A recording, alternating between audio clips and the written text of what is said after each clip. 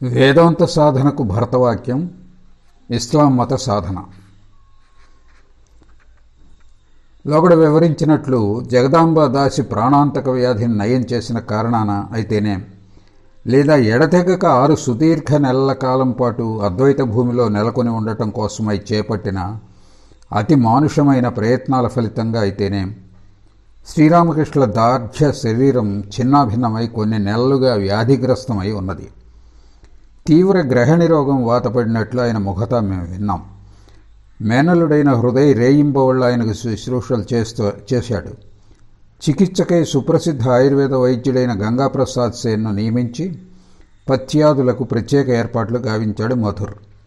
ఆయన శరీరం తీవ్ర వ్యాధికి గురైనప్పటికీ దేహ చైతన్యానికి అతీతంగా ఆయన మనస్సు అనుభవించిన అపురూప ప్రశాంతత, నిరవచ్ఛిన్న దివ్యానందం వర్ణనాతీతం.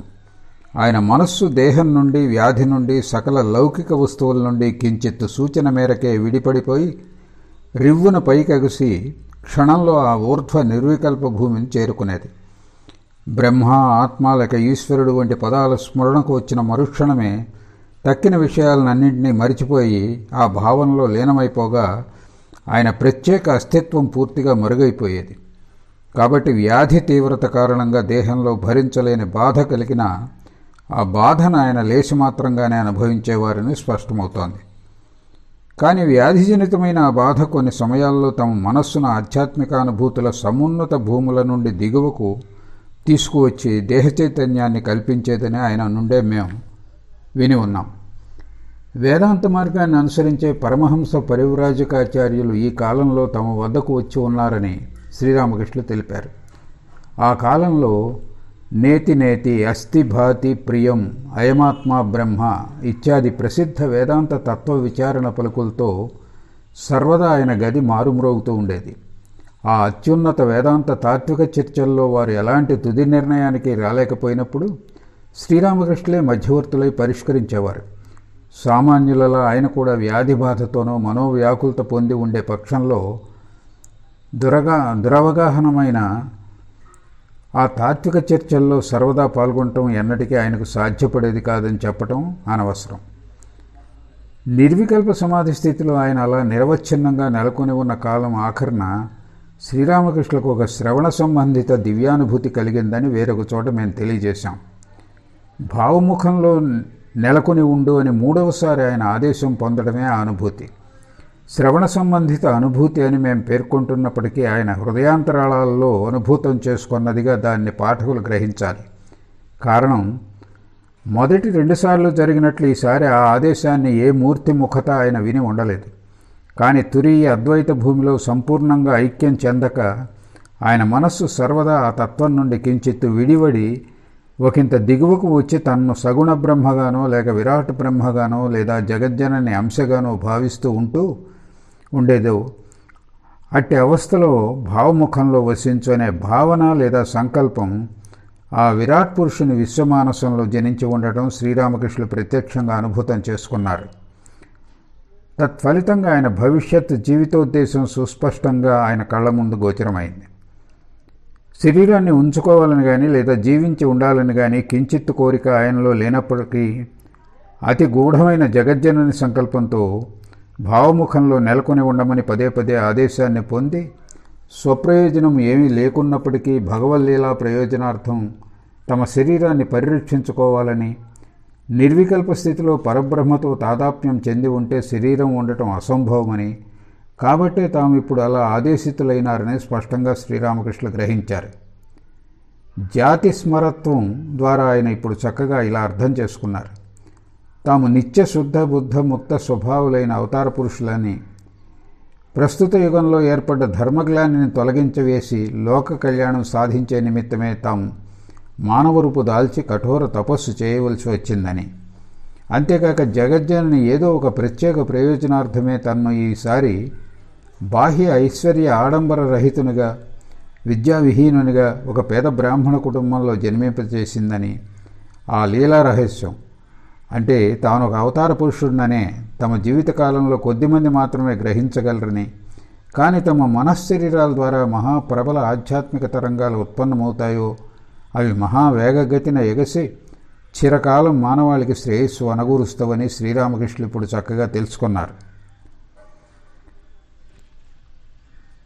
శ్రీరామకృష్ణులకు జాతి స్మరత్వాది అంటే గత జన్మలను జ్ఞాపకం తెచ్చుకునే శక్తి లాంటిది అసాధారణ అనుభూతులు ఎలా కలిగినవో మనం అర్థం చేసుకోవాలంటే శాస్త్రాలు ఒక్కాణిస్తున్న కొన్ని విషయాలను మనం స్మరించాలి. జ్ఞాన మార్గాన్ని అనుసరించి నిర్వికల్ప అద్వైతానుభూతిలో సంపూర్ణంగా నెలకొని ఉండటానికి మునుపు సాధకుడికి జాతి స్మరత్వ శక్తి జనిస్తుందని శాస్త్రాలు చెప్తున్నాయి. ఛాందోగ్యోపనిషత్తులో చెప్తున్నాయి. అద్వైత భావం పరిపూర్ణ దశకు చేరినప్పుడు సాధకుడి స్మృతిశక్తి ఎంత అధికరిస్తుందంటే ఇంతకు మునుపతుడు ఎక్కడ ఎలా ఎన్నిసార్లు ఏ శరీరాలు ధరించి జన్మించాడో, ఏ పాపపుణ్యకర్మలు నిర్వర్తించాడో తన సంసారిక చరిత్ర యావత్తు కళ్ళకు కట్టినట్లు అతడి స్మృతిపథంలో స్పష్టంగా మెదులుతుంది. తత్ఫలితంగా సాంసారిక విషయాలన్నిటి అనిత్యత, రూపరసాది భోగాలకై పరిగెత్తులెత్తుతూ పదే పదే జన్మించడంలోని నిష్ప్రయోజనం అతడికి సుబోధకం అవుతుంది. అప్పుడు అతడి మనస్సులో ఉత్పన్నమైన తీవ్ర వైరాగ్యం కారణంగా అతడు కామవాసనలన్నిటి నుండి సంపూర్ణంగా విడిపడతాడు.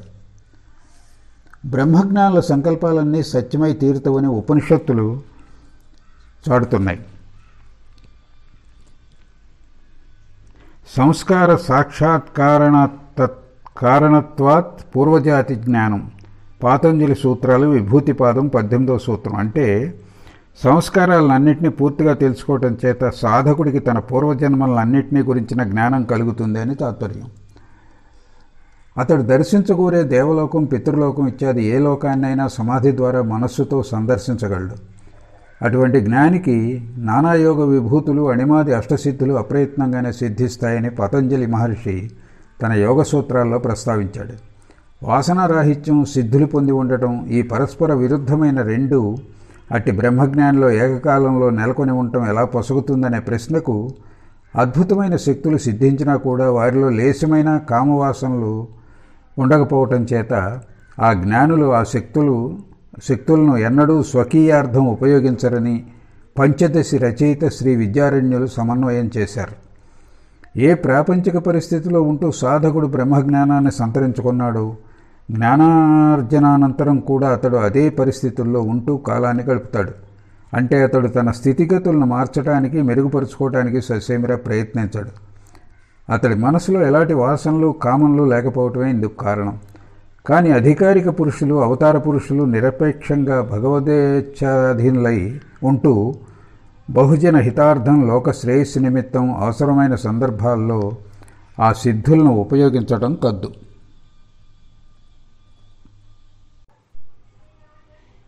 పైన ఉట్టంకించిన శాస్త్రబోధనల వెలుగులో ఈ కాలఘట్టంలో శ్రీరామకృష్ణుల జీవితాన్ని అధ్యయనం చేసినప్పుడు వారికి కలిగిన అసాధారణ అనుభూతులన్నీ కాకపోయినా చాలా వరకు తేటతెల్లమవుతాయి. త్రికరణ శుద్ధిగా తమ సర్వస్వాన్ని ఆయన భగవంతుని పాదపద్మాలకు సమర్పించిన ఫలితంగా వాసనారహితులు కావటం చేతనే అంత స్వల్పకాలంలో నిర్వికల్ప అద్వైత స్థితిని చేరి దానిలో దృఢంగా ప్రతిష్ఠితులు కాగలిగారని మనం చక్కగా అర్థం చేసుకోవచ్చు.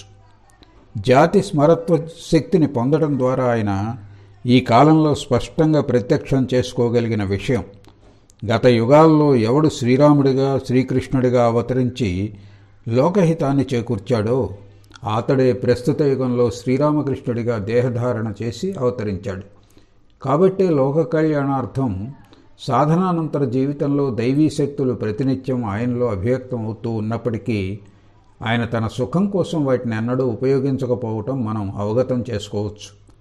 నిగూఢ ఆధ్యాత్మిక తత్వాలను సాక్షాత్కరించుకోగల శక్తి సంకల్పమాత్రాన ఆయన ఇతరులలో ఎలా జాగృతం చేయగలిగారో మనం అర్థం చేసుకోగలం. అంతేగాక ఆయన అసాధారణ దివ్య ప్రభావం నానాటికి ప్రపంచం అంతటా ఎందుకు పరివ్యాప్తం చెందుతూ ఉన్నదో ఆ శాస్త్ర బోధనల నుండి మనం కొంతమేరకైనా అవగాహన చేసుకోగలం.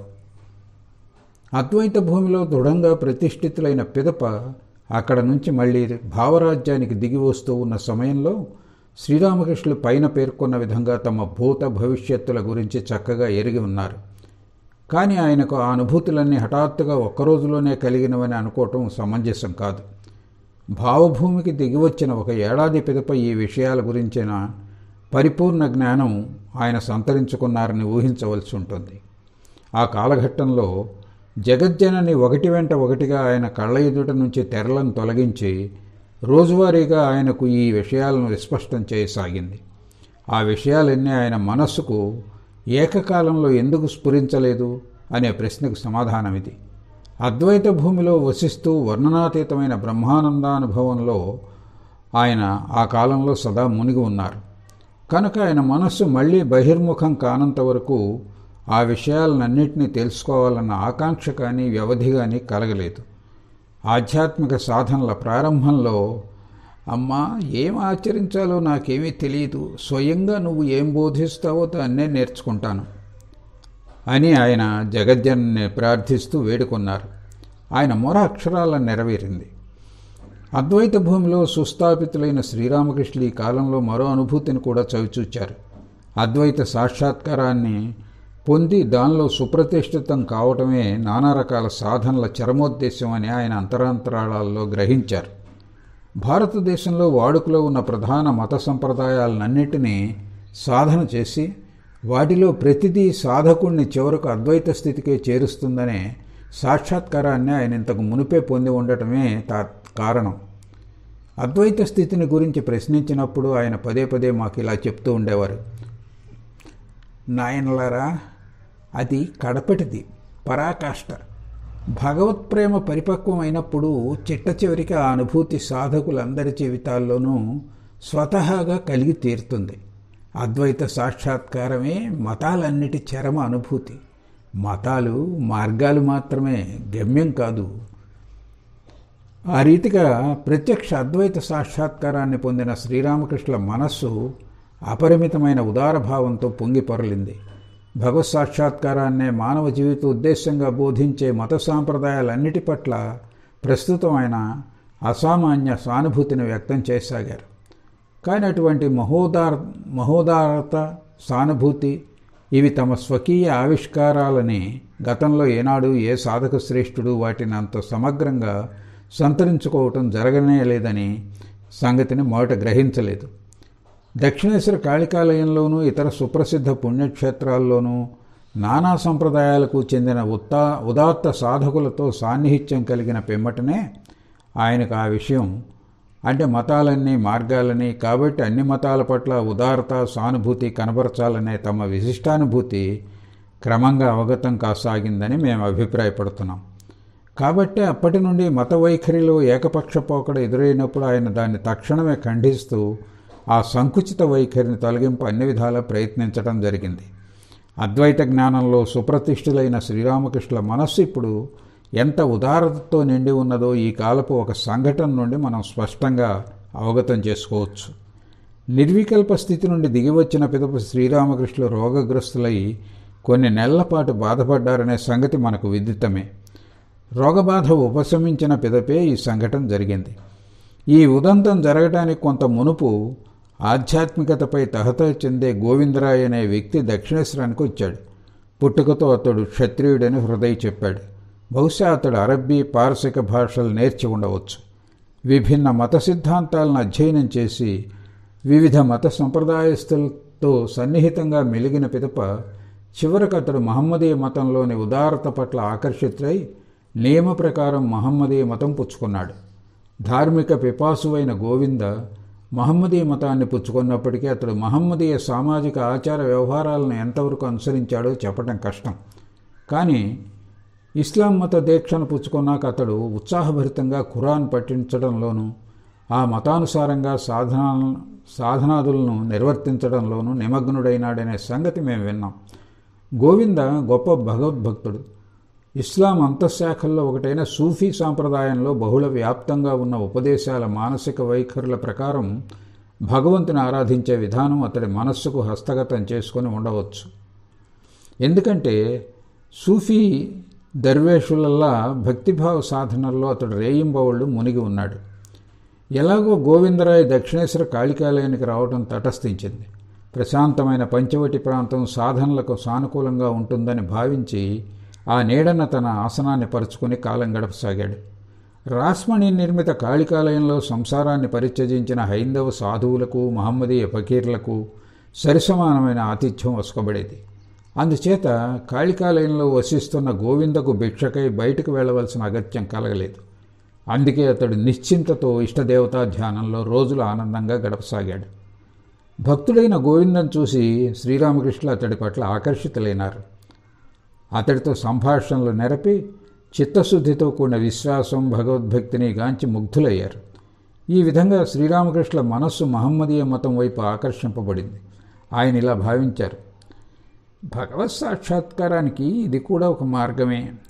అనంత లీలా విలాసిని అయిన అమ్మ ఈ మార్గం ద్వారా కూడా తన పాదపద్మాలను చేరుకోవడానికి అనేకులను దీవిస్తూ వస్తుంది. తనను శరణుజొచ్చిన వారిని ఆమె ఈ మార్గం ద్వారా ఏ రీతిలో ధన్యులను గావిస్తూ ఉన్నదో నేను చూసి తీరాలి. గోవింద నుండి దీక్ష పుచ్చుకొని ఈ పదంలో సాధన అనుష్ఠించాలి. తన సంకల్పాన్ని తక్షణమే కార్యాచరణలో పెట్టారు శ్రీరామకృష్ణులు. గోవిందకు తన ఆకాంక్షను తెలిపి అతడి నుండి దీక్ష పుచ్చుకొని విద్యుక్తంగా ఇస్లాం మత సాధనను అనుష్ఠించసాగారు. దాని గురించి శ్రీరామకృష్ణ ఇలా చెప్పేవారు: ఆ సమయంలో సభక్తికంగా అల్లా మంత్రాన్ని జపించేవాడిని. మహమ్మదీయునిలా వస్త్రధారణ చేసేవాడిని. ప్రతినిత్యం 3 సార్లు నమాజ్ చేసేవాడిని. ఆ సమయంలో హైందవ భావంలో అడుగంటి మనస్సు నుండి అదృశ్యమైపోయాయి. హిందూ దేవీ దేవతలకు మొక్కడం మాటటుంచి వారిని దర్శించడానికి కూడా అనిష్టం జనించింది. ఆ భావంలో 3 రోజులు గడిపాను. ఆ మత సంప్రదాయపు సాధనా ఫలాన్ని అనుభూతం చేసుకున్నాను. ఇస్లాం సాధనను అనుష్ఠిస్తూ ఉన్నప్పుడు శ్రీరామకృష్ణులకు మొదట పొడవాటి గెడ్డంతో అతి గంభీరుడైన ఒక తేజోమయ పురుషుని దివ్యదర్శనం కలిగింది. పిదప సగుణ బ్రహ్మ దర్శనం పొంది చివరకు నిర్గుణ నిర్విశేష బ్రహ్మలో ఆయన మనస్సు లీనమైపోయింది. ఇస్లాం మత సాధనానుష్ఠాన కాలంలో మహమ్మదీయులకు ప్రీతికరమైన ఆహారాన్ని, చివరకు గోమాంసాన్ని కూడా తినాలనే కోరిక శ్రీరామకృష్ణులకు కలిగిందని హృదయ్ చెప్పాడు. మధురబాబు అక్కర్తో చేసిన అభ్యర్థన ఆయన్ను ఆ కార్య విముఖం చేసింది. కానీ బాలక స్వభావులైన శ్రీరామకృష్ణుల అభిలాషను కొంతలో కొంతైనా తీర్చకుంటే ఆయన దాని నుండి వైదొలగరని భావించి మధుర ఆ సమయంలో మహమ్మదీయ వంటవాడిని ఒకడిని రప్పించాడు. అతడి నిర్దేశంతో మహమ్మదీయులు వండే తీరులో ఒక బ్రాహ్మణుడు వండగా ఆ ఆహారం శ్రీరామకృష్ణులకు సమర్పించారు. ఇస్లాం మత సాధన చేస్తూ ఉన్న రోజుల్లో శ్రీరామకృష్ణులు ఒక్కసారి కూడా కాళికాలయంలోకి అడుగెళ్ళలేదు. ఆలయ ప్రాంగణానికి వెలుపల ఉన్న మధుర భవనంలో ఉండిపోయారు. పైన ఉదహరించిన సంఘటన నుంచి అద్వైత వేదాంత సాధనలో సంపూర్ణత్వం సంతరించుకున్న తరువాత శ్రీరామకృష్ణుల మనస్సు ఇతర మత సంప్రదాయాల పట్ల ఎంత సానుభూతి చెందిందో స్పష్టమవుతోంది. అంతేకాక కేవలం వేదాంత విజ్ఞానంలో విశ్వాసం కలిగి ఉండటం ద్వారానే భారతదేశంలోని హిందువులు, మహమ్మదీయులు ఒకరి పట్ల ఒకరు సానుభూతి వహించి సోదరభావం పెంపొందించుకోగలరనే సంగతి విశదమవుతూ ఉంది. లేకపోతే శ్రీరామకృష్ణులు చెప్తూ ఉన్నట్లు హిందూ మహమ్మదీయుల నడుమ కొండంత తారతమ్యం నెలకొని ఉంటుంది. ఇరువురి ఆలోచనా సరళి, విశ్వాసాలు, కార్యకలాపాలు, నడవడికలు సుదీర్ఘకాలంగా వారు కలిసి జీవిస్తూ ఉన్నప్పటికీ పరస్పర దురవగ్రాహ్యంగానే ఉండిపోతాయి. ఏదో ఒకనాడు ఆ కొండంత తారతమ్యం తొలగిపోయి హిందువులు, మహమ్మదీయులు ప్రేమాస్పదులై ఆలింగనం చేసుకుంటారని ఈ యుగావతారులైన శ్రీరామకృష్ణుల ఇస్లాం మత సాధన సూచిస్తూ ఉన్నదేమో. నిర్వికల్ప భూమిలో ఉన్న ఫలితంగా ప్రస్తుతం ద్వైత భూమి పరిధిలో ఉన్నటువంటి దృశ్యాలను కానీ, వ్యక్తులను కానీ చూసి పలుమార్లు హఠాత్తుగా ఆయన అద్వైత స్మృతి జాగృతమయ్యేది. వెంటనే ఆయన ఆ తురీయ భావంలో లీనమయ్యేవారు. కావాలని కోరకపోయినా సామాన్యమైన ఉద్దీపంతోనో సూచనతోనో ఆయనకు అట్టి స్థితి కలగడం మేము చూసాం. కాబట్టి ఇక సంకల్పించుకున్న మాత్రానే ఆయన ఆ అద్వైత స్థితిని పొందగలిగేవారని చెప్పటం అనవసరం. అద్వైత భావం ఎంత విస్తృతి మేరకు ఆయనకు స్వభావసిద్ధమైపోయిందో ఈ క్రింది సంఘటనలు చిన్నవైనప్పటికీ విస్పష్టం చేస్తాయి. దక్షిణేశ్వర కాళికాలయపు ఉద్యానం విశాలమైంది. వర్షాకాలంలో గడ్డి ఏపుగా పెరగడంతో ఉద్యానంలో కూరగాయ మొక్కలు నాటడానికి తోటమాలకు ఎంతో అసౌకర్యంగా ఉండేది. కనుక ఆ సమయంలో ఉచితంగా గడ్డి కోసుకొని పట్టుకుపోవడానికి అనుమతి పొందిన ఒక ముసలివాడు ఒక రోజు అక్కడకొచ్చి గడ్డి కోసుకోసాగాడు. కోసిన గడ్డిని పెద్ద మోపుగా కట్టి బజారుకు తీసుకొని పోయి అమ్ముకోవడానికి అతడు సిద్ధంగా సాగాడు. దురాశతో అతడు ఎంత గడ్డి కోసుకున్నాడంటే ఆ మోపును మోసుకుపోవటం మాట అలా ఉంచి దాన్ని కనీసం ఎత్తటం కూడా అతడికి శక్తికి మించిన పని అని శ్రీరామకృష్ణులు గమనించారు. కానీ ఆ ముసలివాడు దాన్ని గ్రహించే స్థితిలో లేడు. ఆ పెద్ద మోపును తలపైకెత్తుకోవడానికి నానా విధాలా ప్రయత్నించాడు. కానీ అతడి ప్రయత్నాలు ఫలించలేదు. ఆ దృశ్యాన్ని తదేకంగా చూస్తూ శ్రీరామకృష్ణులు భావపారవశ్యం చెందారు. లోపల పరిపూర్ణ జ్ఞానస్వరూపంతో ఆత్మ ప్రకాశిస్తూ ఉంటే వెలుపల ఎంత మూర్ఖత్వం, అవివేకం అనే భావన జనించి, ఓ రామా, నీ లీలా విలాసం ఎంత విచిత్రమైనదయ్యా అని వ్యాఖ్యానిస్తూ ఆయన సమాధిమగ్నులయ్యారు. మరొకనాడు గుదంలో గుచ్చుకోబడిన ఒక చిన్న పుల్లతో సహా ఒక సీతాకోక చిలుక ఎగురుకుంటూ రావటం శ్రీరామకృష్ణులు చూశారు. తొంటరి పిల్లవాడెవడో అలా చేసి ఉంటాడని భావించి ఆయన మొదట చాలా బాధపడ్డారు. కానీ మరుక్షణమే భావవిష్టులై, ఓ రామా, ఈ దుస్థితిని నీకు నువ్వే కల్పించుకుంటున్నావు అంటూ పకపక నవ్వుకోసాగారు. ఒక సమయంలో కాళికాలైపు తోటలో ఒక ప్రత్యేక స్థలంలో లేత దూర్వాగ్రాసం పెరిగి చూడముచ్చటగా ఉంది. శ్రీరామకృష్ణులు ఆ లేత పచ్చిక స్థలాన్ని చూస్తూ ఉన్నప్పుడు భావవిష్టులై ఆ స్థలంతో తాదాత్మ్యం చెందారు. అదే సమయంలో ఒక వ్యక్తి ఆ లేత పచ్చిక మీదుగా నడిచి వెళ్లడం తటస్థించింది. దాంతో శ్రీరామకృష్ణుల ఛాతీలో భరించలేని బాధను కలిగించిన భావనకు లోనై అశాంత చిత్తులైనారు. ఆ సంఘటనను ప్రస్తావిస్తూ తదనంతరం మాతో ఇలా అన్నారు: ఛాతీపై ఎవరైనా తొక్కితే ఎలాంటి బాధ కలుగుతుందో సరిగ్గా అటువంటి బాధనే ఆ సమయంలో నేను అనుభవించాను. అట్టి భావావస్థ ఎంతో బాధాకరం. ఆ స్థితిలో నేను 6 గంటల సేపు మాత్రమే ఉన్నప్పటికీ ఆ బాధను భరించలేకపోయాను. ఒకరోజు శ్రీరామకృష్ణులు భావపారవశ్యులై విశాలమైన ద్వారమండపం వద్ద నిలబడి గంగానదిని తిలకిస్తున్నారు. ఆ సమయంలో ఆ ఘట్టం వద్ద 2 పడవలు లంగరదించబడి ఉన్నాయి. ఏదో పేచీ వచ్చి ఆ పడవల వాళ్ళిద్దరూ కలహించుకోసాగారు. క్రమంగా కలహం పోరాటంలోకి దిగింది. అప్పుడు ఆ ఇద్దరిలోనూ బలాఢ్యుడైన వాడు రెండవ వాడి వీపు మీద గట్టిగా ఒక దెబ్బ వేశాడు. దాంతో శ్రీరామకృష్ణులు హఠాత్తుగా బాధతో కేకలు పెట్టారు. కాళికాలయంలో ఉన్న హృదయ ఆ కేకలు విని పరుగున వచ్చి శ్రీరామకృష్ణుల వీపు కందిపోయి వాచిపోయి ఉండటం చూశాడు. అప్పుడు హృదయ పదే పదే ఆయన్ను, మామా, నిన్నెవరు కొట్టారో చూపించు, అతగాడి తల తీసేస్తాను అంటూ అడిగాడు. ఒకంతసేపు అయ్యాక శ్రీరామకృష్ణులు తెప్పరిల్లాక ఆ సంఘటనను ఆయన నుంచి విని హృదయ ఆశ్చర్యచకితుడైపోయాడు. ఇలా జరగడం సంభవమేనా అని తలపోశాడు. గిరీష్ చంద్ర ఘోష్ ఈ సంఘటనను శ్రీరామకృష్ణుల ముఖతా విని మాకు తెలిపాడు. శ్రీరామకృష్ణులను గురించి ఇలాంటి సంఘటనలు ఎన్నైనా పేర్కొనవచ్చు.